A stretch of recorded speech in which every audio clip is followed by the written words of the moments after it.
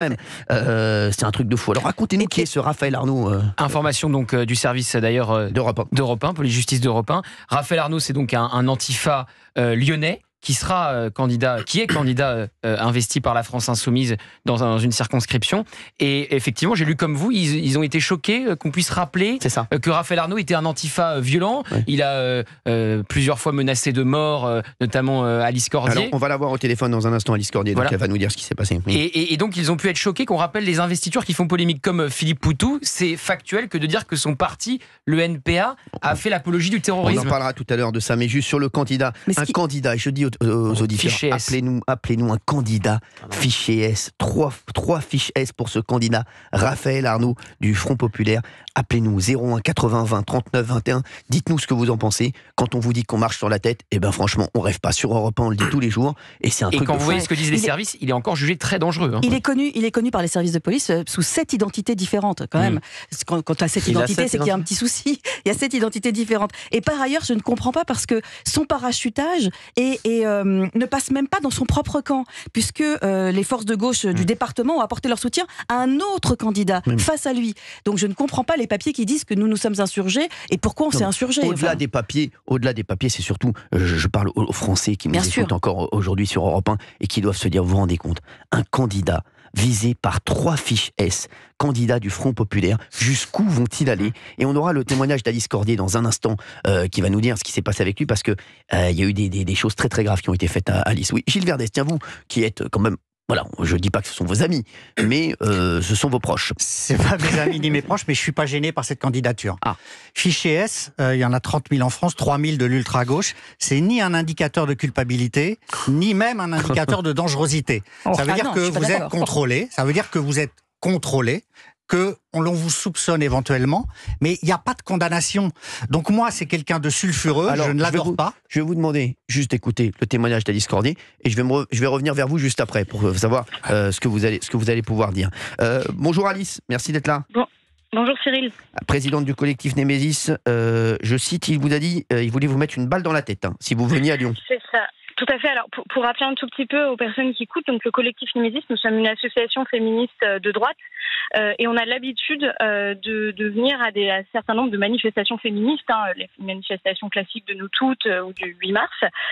Et à plusieurs reprises, on a été au contact de la jeune garde, puisque nous, on venait pacifiquement défiler en tant que féministes, et avec des slogans parfois un peu critiques sur la question migratoire ou sur la question de l'islamisation. Et donc, il y a 3 ans, pour la première histoire où je l'ai rencontré, on a été pris à partie de façon extrêmement violente et sans qu'on s'y attende réellement par un groupuscule dirigé par ce jeune homme, donc Raphaël Arnaud, qui à l'époque n'était évidemment pas candidat, et qui s'en est pris violemment, qui nous a pris à partie violemment en nous balançant des jets de bouteilles. On a été sortis de la manif par ces gens-là qui se sont autoproclamés sécurité ou service d'ordre de cette manifestation féministe. Et je rappelle que c'était une majorité d'hommes. Moi, c'est la première fois que j'ai entendu parler de ce garçon-là, c'est dans le cadre de cette manifestation. Donc, j'avais déjà un certain nombre d'idées sur ce qu'il était capable de faire. Et j'ai réentendu parler de lui il y a quelques mois lors de la manifestation d'hommage à Dominique Bernard. Vous savez, ce professeur a été tué. Et Mila, cette jeune influenceuse très critique aussi sur la question de l'islam, s'est rendue là. Elle a été prise à partie par Raphaël Arnaud en personne, qui l'a menacée. Et en fait, elle a commencé à avoir peur. Et donc, elle a enregistré ce qu'il lui disait. Et dans le cadre de cet enregistrement, il me menaçait de me mettre une balle dans la tête si je venais à Lyon. Moi, sachant qu'il y a 3 ans, j'avais déjà été victime de cet homme, j'avais porté plainte contre lui, mais vous savez, c'est difficile en fait parce que quand ils agissent ces mouvements-là, ils agissent cagoulés évidemment, ils n'assument pas de venir frapper des jeunes femmes. Ils font ça de façon en sorte, en tout cas, qu'on ne puisse pas les retrouver directement. Et donc, j'avais déjà porté plainte contre lui il y a 3 ans, et là, j'ai posé une main courante puisque c'était un enregistrement et que les menaces n'ont pas été faites directement de lui à moi. Voilà. Donc, merci. C'est quelqu'un qu'on connaît bien. Merci Alice, en tout cas pour votre témoignage qui montre le pédigré du jeune homme. Merci Alice Cordier d'avoir été avec nous. Justement, alors Gilles Verdez, quand vous entendez tout ça, vous dites quoi? Je condamne toute violence. Je sais que Raphaël Arnaud est quelqu'un de sulfureux. C'est un activiste, c'est un militant.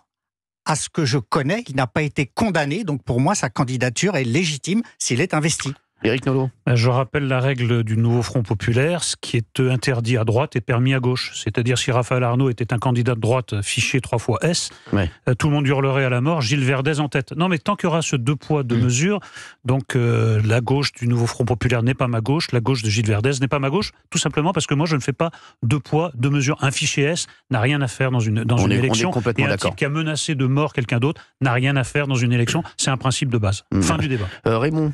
Moi je suis assez surpris, je me demande d'abord est-ce que la gauche a besoin d'un mec comme ça. Raphaël Arnault, moi je le connais pas, je sais pas qui il est, je sais pas, on me dit qu'il est militant, on me dit qu'il est fiché S. Moi fiché S, ça me renvoie directement, moi quand j'entends fiché S, c'est peut-être que moi, hein, mais j'entends terroriste derrière. Pour moi un fiché S, c'est quelqu'un qui est terroriste, c'est quelqu'un qui a fait des bêtises, c'est pas anodin. Les gens qui nous écoutent, nous autour du studio, qui est fiché S ici, les gens à la radio, je pense pas que tout le monde est fiché S, Gilles l'a rappelé, 30 000 fichés S. Valérie Bélaï, mais je fichier sexe dans une boîte au Cap d'Agde. Sachez-le. Non, c'est ma vie privée, chérie. Elle est fichée sexe, touche à tout, à tout. Voilà, mais bon, mais c'est tout. C'est tout ce qu'elle a fait, Valérie. Et elle fait ce qu'elle veut. Elle fait bien ce qu'elle veut, la Bélaï. De mon prisme, je me dis, il y a peut-être d'autres gens à mettre sur la liste avant de mettre quelqu'un qui est fiché S. On a Jérémy en ligne qui est avec nous, un auditeur de 38 ans. Bonjour Jérémy. Bonjour Cyril. Bonjour à tous. Merci d'être là, Jérémy. Vous habitez où ? Moi, j'habite Neuilly-sur-Seine. Ah, je connais très bien, j'ai sévi là-bas. Dans quel quartier ? Non, j'ai pas de... Non, surtout pas, Jérémy, s'il vous plaît, ça c'est pas moi, ça c'est Gilles. Autant pour moi. Merci Jérémy. Jérémy, vous faites quoi dans la vie ? Moi, je suis chef d'entreprise. D'accord. Cabinet de courtage en assurance. Très bien. Vous êtes choqué par la candidature, qu'un candidat aux élections législatives ait 3 fiches S, ou bien vous n'êtes plus étonné de rien ? Ah ouais, écoute, voilà, tu l'as tout dit, on n'est plus étonné de rien. C'est-à-dire évidemment qu'on est choqué, mais aujourd'hui c'est le front de la honte en fait. C'est le front, ça fait une semaine qu'on parle de sélection et chaque jour on apprend quelque chose de pas possible. Tout le monde se dédie dans cette campagne. On avait Adrien Quatennens qui était condamné pour violence conjugale, qui était investi. On a François Hollande qui s'associe avec des fichiers S. Non mais c'est ça. On a vraiment.